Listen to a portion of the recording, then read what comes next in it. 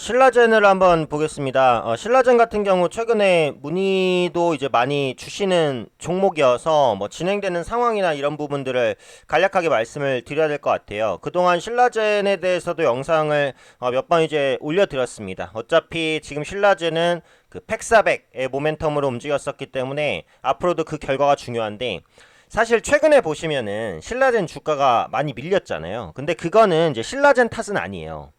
네, 그거는 이제 어쩔 수 없는 제약바이오주의 분위기 자체가 좀 부정적으로 흘러가기 때문입니다. 앞서 이제 한미약품 관련된 그 종목 설명도 영상으로 올려드렸지만, 최근에 보시면은 HLB 임상 3상 실패, 그 다음에 한미약품의 이제 기술 반환, 이런 식으로 그 어떻게 보면 기존의 기대감을 많이 가졌었던 파이프라인에 대한 부분이 일단 약간 좀 브레이크가 걸리는 모습들이 많이 나와요. 그러다 보니까 현재 팩사백도 뭔가 이제 우려스러운 소식이 나오지 않겠느냐, 뭐 이런 부분들이 주가에 악영향을 끼치고 있는 것 같아요. 그런데 지금 표면적으로는 일단 나온 건 없어요. 최근 나타나는 신라젠의 하락은 일단은 업종 분위기다 라고 이제 보시는 게 맞을 것 같습니다. 그래서 지금 관련된 내용을 보면은 이 팩사백 관련된 이슈는 꾸준히 나오고는 있거든요.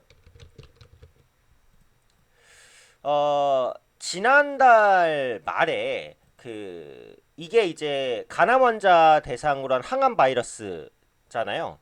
이 팩사백이 이제 글로벌 임상 3상을 진행을 하고 있어요. 근데 최근에 이 임상 3상 모멘텀이 있는 종목군들이 대부분 다 밀렸어요. 왜? HLB 때문에.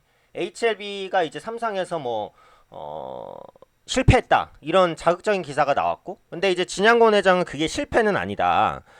단순히 이제 그 나는 이제 뭔가 어떻게 보면은 재점 건물에서 다시 도전을 할 것이고, 효능은 어느 정도 인정이 되고 있다, 이제 이렇게 반박을 하고 있는 상황이에요. 그러다 보니까 HLB 주가 하락이 좀 멈췄는데, 어쨌든 팩사백 같은 경우 지금 임상 상상이 진행을 하고 있는데, 중국에서 그 70명 정도의 그 임상 참여자를 모집을 했어요. 그래서 신라젠은 지금 중국에서요 19개 병원에서 임상을 진행 중인데, 이번 달에 이제 21개로 병원을 확대합니다.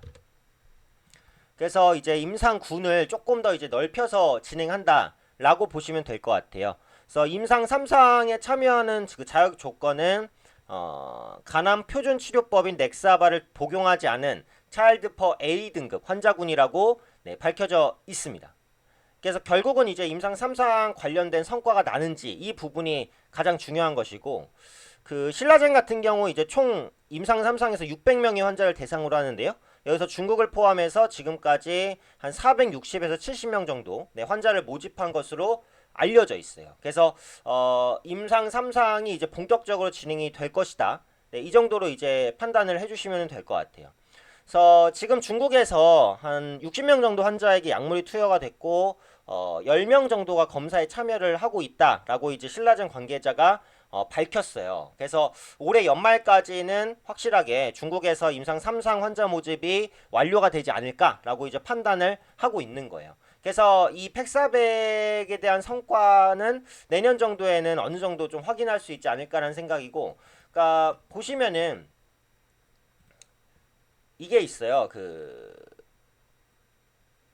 유럽 임상 종양 학회가 앞으로 이제 열리게 될 텐데, 여기서 이제 팩사백이라든지 기타 다른 병역요법 관련해서 관련된 성과라든지 지금까지 진행된 내용, 이런 것들을 또 제출할 것으로 보여지고 있어요. 그래서 유럽 임상 종양 학회까지도 좀 모멘텀이 이어질 수 있겠다라고 이제 생각을 합니다.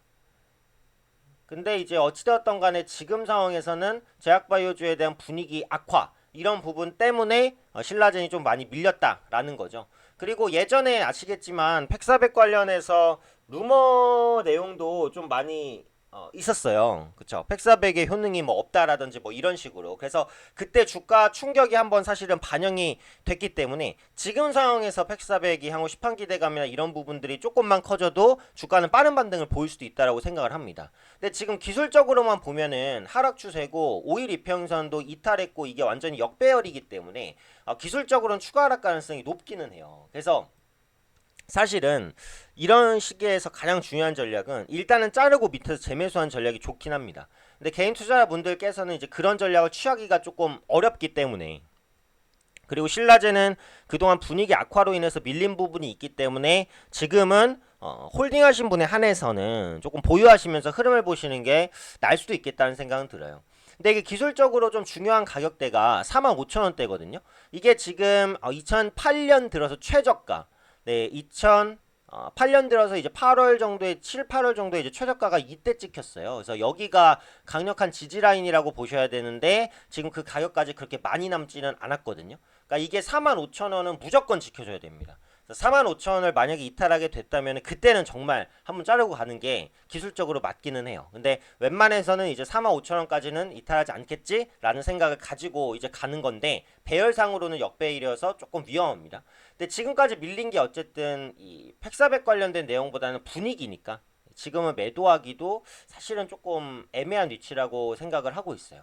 그래서 앞으로 이제 삼성에 대한 모집이 좀 본격화된다, 이런 기사들이 많이 나올 거라고 생각을 하고 있어요. 그래서 지난달 말에 기사가 한번 나오고 그 다음에는 신라젠 관련해서 뚜렷한 모멘텀, 그 기사는 안 나와요. 왜냐면 한미약품, HLB 이렇게 앞서서 뭔가 폭탄 같은 이슈가 나온 종목이 많다 보니까 신라젠 기세가 상대적으로 적은데, 네, 제약바이오주의 이슈가 조금 마무리되는 구간에서는 신라젠 관련된 팩사백, 임상삼상 진입, 병원 확대, 중국 환자 모집수 증가, 그에 따른 결과 발표, 유럽 임상 종양학회와 연결지어서 나오는 뭐 기사적인 모멘텀, 이런 것들이 이제 꾸준하게 나올 것으로 보여지고 있기 때문에 지금 상황에서는 조금 관망을 하면서 추이를 좀 지켜봐야 될 구간이 아닌가, 이렇게 판단을 합니다. 그러니까 궁극적으로는 아까 한미약품에서도 말씀을 드렸지만 일단은 제약바이오주의 이런 뭔가 큰 악재성 이슈가 좀 잠잠해져야 돼요.